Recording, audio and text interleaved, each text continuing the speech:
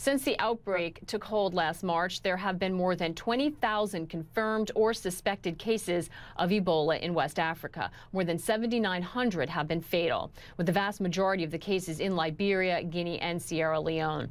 The World Bank has slashed its economic growth estimates for those three countries. It's actually predicting negative growth for Guinea this year. It expects Sierra Leone's GDP to be down 2% and Liberia a slightly more hopeful 3%, all significantly below pre-crisis estimates and likely to cost the country billions of dollars.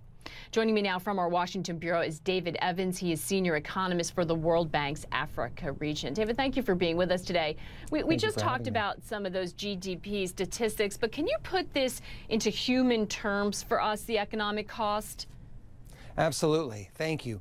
The Ebola crisis, obviously the first casualty is the actual human crisis of health and suffering, but the economic scars have a real human face as well. What we're talking about is huge slashes in income, and what that means in a country where you've got a large chunk of the population that's right around the poverty line are big increases in poverty. What this means are children who don't have food to eat.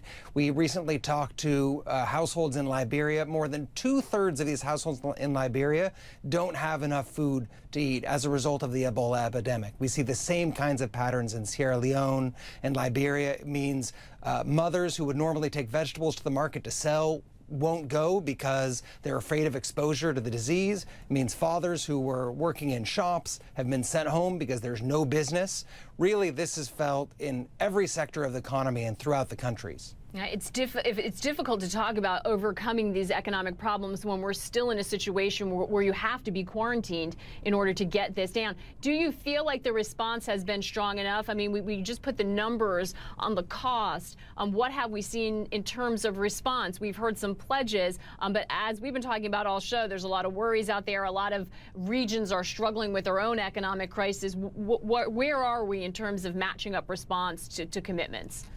It's true. So there was a slow start in terms of response. A lot of progress has been made in the last few months. Resources have been dispersed to all three countries. A lot of non-government organizations are working on the ground. There's still a huge need both for human resources, for trained medical personnel on the ground to help fight this crisis, and then as much as possible within where it's safe, normalization of economic relations.